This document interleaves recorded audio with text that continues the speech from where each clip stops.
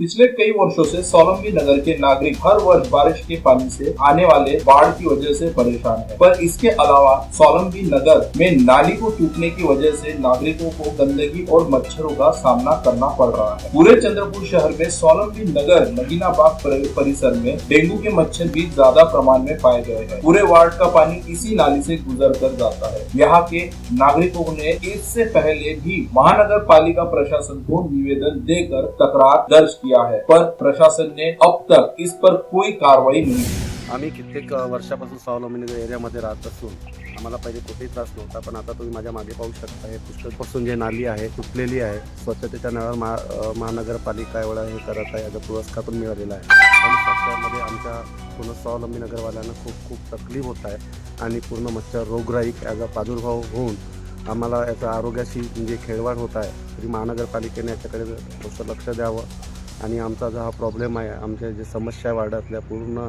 परिसर गंदा झालेला आहे, पूर्ण हा जो पाणी आहे पूर्ण वरतून आलेला पाणी आहे, याच्यामुळे रोगराई होण्याचे चान्सेस जास्त आहे। तरी त्वरित याच्यावर काही हे उपचार करून आम्हाला हे करून द्यावं ते हवं।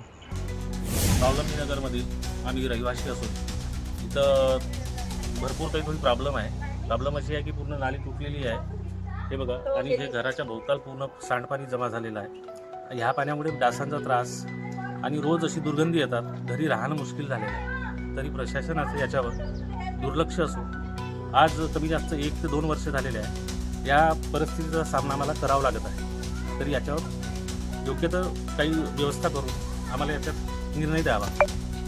नागरिकों की मांग है कि आने वाले दिनों में इन्हें बारिश के पानी का सामना करना पड़ सकता है। जल्द से जल्द इस नाली का बांधकाम पूरा कर इस समस्या का समाधान करे। मैं ताज 10 स्पेशल रिपोर्ट के लिए द चंद्रपुर से।